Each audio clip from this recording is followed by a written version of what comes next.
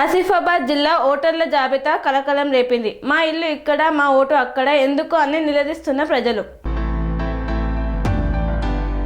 కొమరం భీం ఆసిఫాబాద్ జిల్లా ఆసిఫాబాద్లో ఓటర్ల జాబితా కలకలం రేపింది. సరిహద్దులు చెరిగిపోయిన వార్డులు మున్సిపల్ ఎన్నికల ముందు అధికారుల నిర్లక్ష్యం బహిర్గతమైంది. మా ఇల్లు ఇక్కడ, మా ఓటు అక్కడ ఎందుకు అని నిలదీస్తున్నారు ప్రజలు.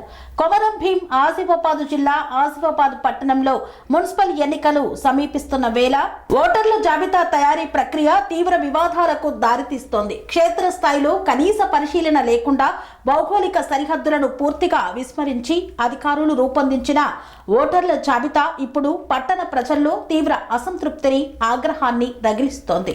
ఇంటి నెంబర్లను మాత్రమే ఆధారంగా తీసుకుని ఓటర్లను, వార్డులను విభజించడంతో ఒకే వీధిలో నివసించే కుటుంబాలు వేర్వేరు వార్డుల్లో నమోదు కావడం, ఒకే కాలనీలోని ఓటర్లు 2 నుండి 4 వార్డుల మధ్య చెల్లాచెదురుగా పడిపోవడం వంటి పరిస్థితులు నెలకొన్నాయి. ఫలితంగా సామాన్య ఓటర్లు పూర్తిగా అయోమయంలో పడుతున్నారు. మా ఇల్లు ఇక్కడే ఉంది, మా సమస్యలు ఈ ప్రాంతానివే, అయితే మా ఓటు మాత్రం ఇంకో వార్డులో ఎందుకు ఉంది అని ప్రజలు బహిరంగంగానే ప్రశ్నిస్తున్నారు.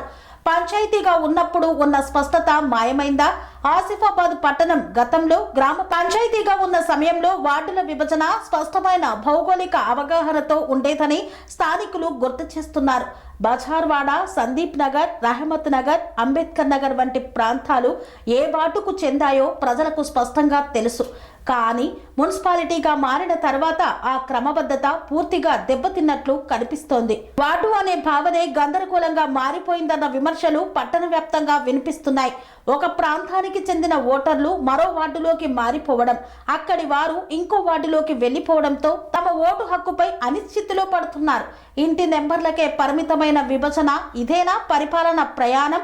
అధికారులు ఇంటి నెంబర్లను మాత్రమే ఆధారంగా తీసుకొని ఓటర్ల జాబితాను సిద్ధం చేశారన్న ఆరోపణలు వెల్లువెత్తుతున్నాయి. భౌగోళికంగా ఆ ఇల్లు ఏ వార్డు పరిధిలో వస్తుందో పరిశీలించకుండానే జాబితాలు రూపొందించడమే ఈ గందరగోళానికి ప్రధాన కారణమని స్థానికులు ఆరోపిస్తున్నారు.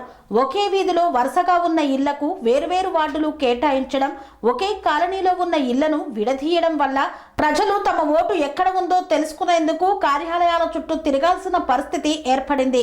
అధికారిక వార్డు మ్యాప్ ఎక్కడ? మౌనం వీడని అధికారులు. వార్డుల సరిహద్దులు ఖరారయ్యాయని అధికారులు చెబుతున్నప్పటికీ ఆ సరిహద్దులను చూపించే అధికారిక మ్యాపులను ఇప్పటి వరకు బహిరంగంగా ప్రదర్శించలేదు.